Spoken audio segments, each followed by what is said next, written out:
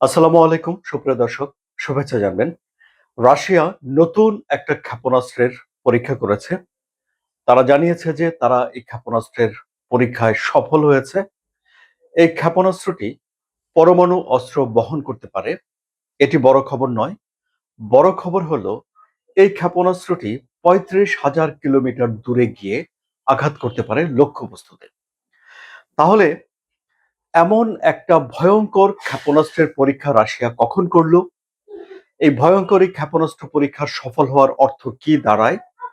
এটি রাশিয়া কি ধরনের সুবিধা পাবে এবং বিশ্বের অন্যান্য দেশের জন্য এই ঘটনা থেকে রাশিয়া কি বার্তা দিচ্ছে? এই বিষয়গুলোই এই কন্টেন্টে আলোচনা করব। আমি আনোয়ার সাদি আপনাদের সঙ্গে রয়েছি। যদি আলোচনা ভালো লাগে তাহলে আপনারা এই কন্টেন্ট লাইক করবেন, শেয়ার দেবেন এবং সাবস্ক্রাইব করে পাশে থাকবেন। রাশিয়া ক্ষেপণাস্ত্র পরীক্ষা করা নতুন কিছু নয়। এর আগেও মানে ২০২২ সালে ইউক্রেনের সঙ্গে যুদ্ধ শুরু হয়ে যাওয়ার পর থেকে এই যে ৪ বছর অতিক্রান্ত হয়েছে, এ সময় রাশিয়া বেশ কিছু ক্ষেপণাস্ত্র পরীক্ষা-নিরীক্ষা করেছে, ড্রোন পরীক্ষা-নিরীক্ষা করেছে। সেগুলো চমকে দিয়েছে বিশ্বকে। এবং এবারে নতুন যে ক্ষেপণাস্ত্র সামনে নিয়ে এসেছে রাশিয়া, তাও সবাইকে চমকে দেওয়ার মতো। এই ক্ষেপণাস্ত্রের নাম দিয়েছে রাশিয়া সারমাত। এটি আপনারা এরই মধ্যে জেনেছেন যে ৩৫,০০০ কিলোমিটার দূরে গিয়ে আঘাত হানতে পারবে লক্ষ্যবস্তুতে। এটি বিধ্বংসী সব বিস্ফোরক বহন করে নিয়ে যেতে পারবে। এর সফল পরীক্ষার পরে রাশিয়ার প্রেসিডেন্ট ভ্লাদিমির পুতিন বলেছেন যে এই ক্ষেপণাস্ত্র ব্যবস্থা প্রতিহত করার ক্ষমতা কারোর নেই। তিনি বলছেন যে পশ্চিমা বিশ্ব এই ক্ষেপণাস্ত্র ঠেকাতে পারবে না। অর্থাৎ রাশিয়া আরেকটি অজেয় ক্ষেপণাস্ত্রকে বিশ্ববাসীর সঙ্গে পরিচয় করে দিয়েছে, এটি আপনারা ধরে নিতে পারেন। তার মানে দাঁড়ালো যে রাশিয়া তার অস্ত্রের ডেভেলপমেন্ট, নিজের প্রতিরক্ষাকে জোরদার করা, অন্যকে আক্রমণ করলেও সেই আক্রমণে কাবু করে ফেলার মতো সক্ষমতা ধরে রাখার চেষ্টা এখনো করে যাচ্ছে। কোন সময়ে এই যে এই মিসাইলের পরীক্ষা করলো রাশিয়া, এটি অত্যন্ত গুরুত্বপূর্ণ। দুটো পরিস্থিতি এখানে বিরাজ করছে। একটা পরিস্থিতি হলো যে ইউক্রেনের সঙ্গে রাশিয়ার একটা যুদ্ধ চলছে। যুক্তরাষ্ট্র যদিও চেষ্টা করছে যে এই যুদ্ধতে একটা মীমাংসার একটা ইতিরেখা টেনে দিতে, কিন্তু সমাপ্তি যুক্তরাষ্ট্র টানতে পারছে না। যদিও মার্কিন প্রেসিডেন্ট ডোনাল্ড ট্রাম্প বলেছিলেন যে তার নির্বাচনী অঙ্গীকার এই যুদ্ধ বন্ধ করা, তিনি ক্ষমতায় আসলে ২৪ ঘন্টার মধ্যে এই যুদ্ধ বন্ধ করে ফেলতে পারবেন, কিন্তু সেটি বাস্তবে হয়নি।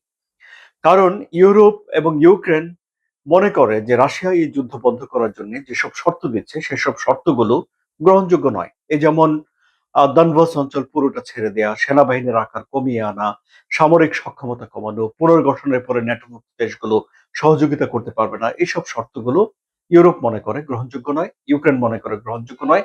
কিন্তু এইসব শর্তের অনেকগুলো আবার যুক্তরাষ্ট্র মনে করে গ্রহণযোগ্য। ফলে যুদ্ধটা বন্ধ হচ্ছে না। তাহলে পশ্চিমা বিশ্বকে, ইউরোপের দেশগুলোকে নিজের শক্তিমত্তা সম্পর্কে ভালো ধারণা দেওয়ার জন্য বা নিজের শক্তিমত্তাকে পশ্চিমা বিশ্বের সম্মিলিত মানে ন্যাটোর সম্মিলিত সামরিক শক্তি থেকে এগিয়ে রাখার জন্য এই পরীক্ষা রাশিয়া করতে পারে। এটি হলো একটি। দ্বিতীয় বিষয় হলো যে পারমাণবিক অস্ত্র নিয়ন্ত্রণে রাখার জন্য নিউ স্টার্ট নামে একটা উদ্যোগ যুক্তরাষ্ট্র এবং রাশিয়ার ভেতরে ছিল। অর্থাৎ তারা একটা নির্দিষ্ট সীমার পরে আর পারমাণবিক অস্ত্র বাড়াতে পারবে না, এরকম একটা চুক্তি তাদের মধ্যে ছিল, যে চুক্তিটা শেষ হয়ে গেছে।